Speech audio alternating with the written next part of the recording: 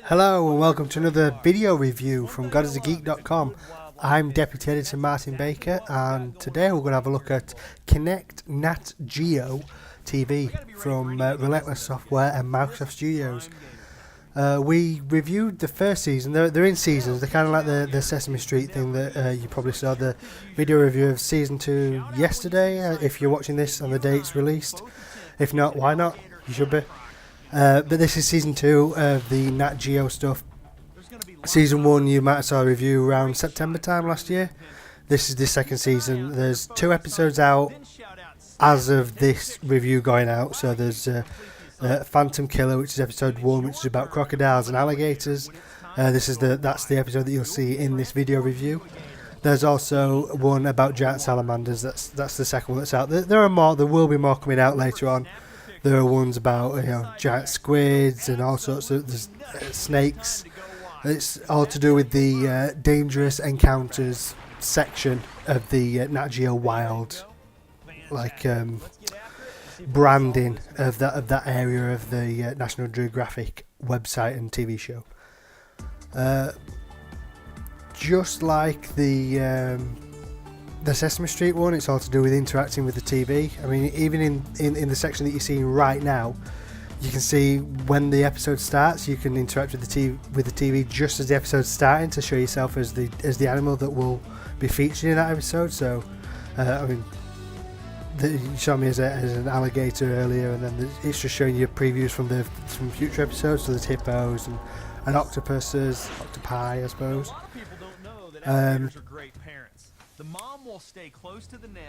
Later on, I mean, this part now is the main part of the Nat Geo experience. This TV interactive is the whole Go Wild experience, which is when the player, either one player or 2 players, you can do co-op in Nat Geo Wild TV, unlike Sesame Street TV, where you couldn't. It was just one person. I mean, you could alternate, the child could alternate, and one person come in and one person come out. But Nat Geo TV is co-op. You can do 2 players. So if you watch the Go Wild section in the alligator one in this first episode in Phantom Killer, it's all to do with being an alligator. So you have to splash the water to generate like waves and knock the fish into the air, and then move your head around to catch them in your mouth. So the more you do that, the more fish that you catch through that way. You can see in the top left hand corner the score being generated. The more you catch, the more score you get. In the bottom left hand corner, there's a countdown timer, so you get a certain amount of time in which to catch as many fish as possible to generate the more score.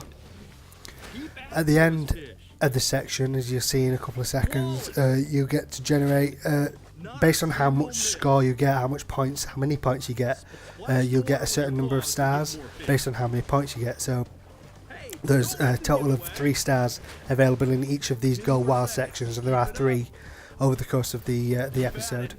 You get the opportunity so there's 3 stars each time you do it, so there's a total of 9 for the Go Wild sections.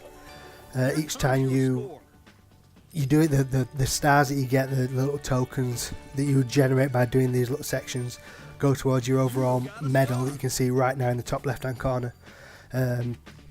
That's basically how well you did in that episode. So right at the end of the episode, everything that you do with these little Go Wild sections, and there's snapshots and sidetracks, there's all little mini games that you'll be able to play that all count towards that final medal that you get to achieve when the episode ends. These sections of the snapshots, where it'll give you an assignment indicated at the top centre of the screen. So this one is the placing the camera trap. So you're supposed to shout at the Kinect, snap or shoot, or something that sounds similar to those words, so that it knows to take a snapshot. And if you've taken a snapshot of what your assignment is, in this case placing the camera traps, you get a tick, and then if you get both of them, you generate another star that goes towards the overall score of the episode. These sections are the side tracks. So if you see tracks coming up the screen, you shout track again at the Kinect, and it'll go into little side tracks. These little extra bits. They're not they're self-contained. They're to do with the main episode, so you're not going to find something about anacondas in the alligator and crocodile episode. So they're to do with the episode, but they're extra little bits that you can do just by shouting tracks at the screen. There are 3 sections, and the one downside to them is if you miss any of them, they're placed in specific parts of the episode, and if you miss one of them, say you miss one but you shout tracks at the second time you see the tracks, you'll miss the information that told you in the first sidetrack. So it might ask you questions in this sidetrack, and it is interactive, so you do get to answer questions.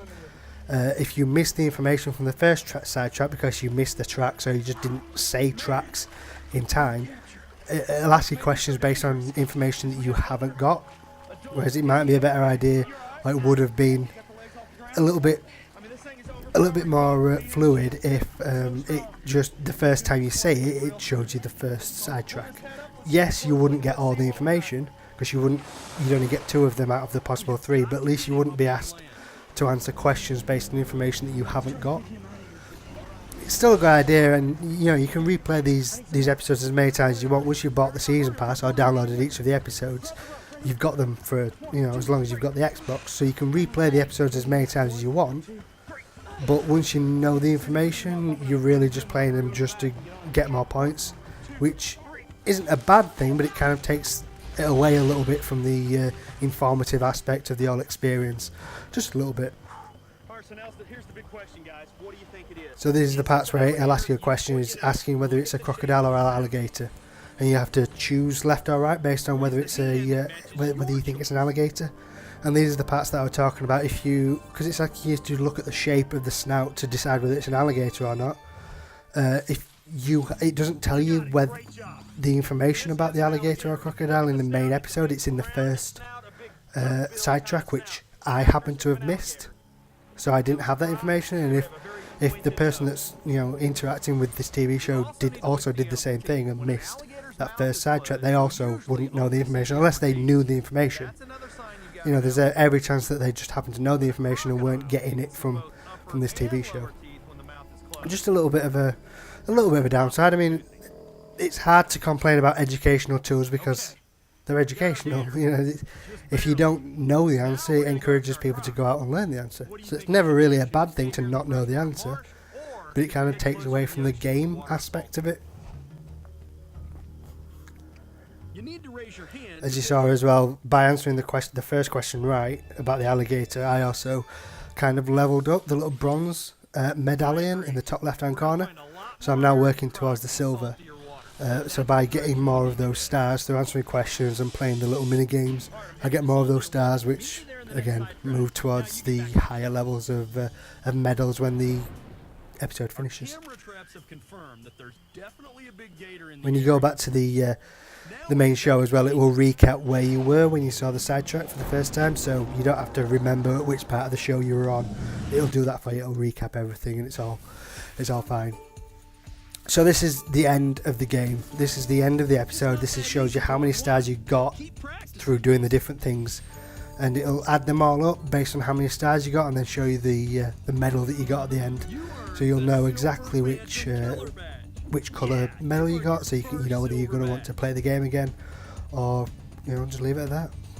And that's Kinect Nat Geo TV Season 2. I'm sure we'll be back with Season 3 of both this and Sesame Street when they come out, but that's it. Bye.